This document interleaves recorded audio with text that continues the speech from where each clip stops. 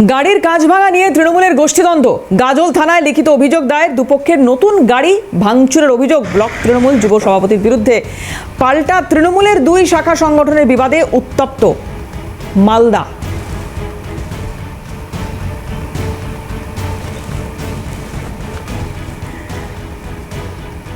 অভিযোগকারী কি বলছেন শুনবো।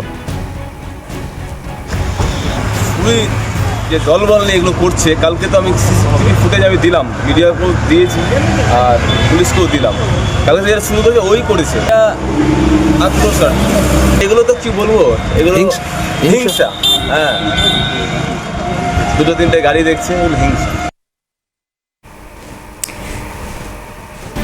তৃণমূলের যুব সভাপতি কি বলছেন শুনবো, এবং জয় হিন্দ বাহিনীর সদস্য তারই বা কি প্রতিক্রিয়া দেখুন। কমপ্লেন এবং এরা একটা হেনস্থা করার জন্য এরকম একটা অভিযোগ করছে।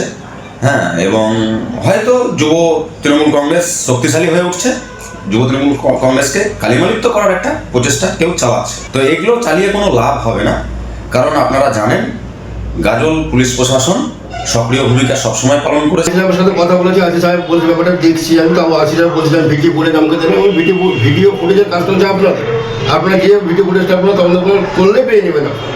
কারণ 3 দিন ধরে উত্তপ্ত করছে এবং ভিডিও ফুটেজও আছে আপনার, যে ওরা রাস্তা দিয়ে যাচ্ছে গালিগালাজ করতে করতে যাচ্ছে। আমি একটাই আপনাদের মিডিয়ার সামনে বলতে চাই যে 2025-এ আমাদের জনপ্রিয় নেতা বাবলা সরকার খুন হয়েছিল, এবং আগামীকাল যদি বিশালরা বেরাতো, আমি যা শুনতে পেলাম ওদের কাছে অস্ত্রশস্ত্র ছিল। সমগ্র লাইনে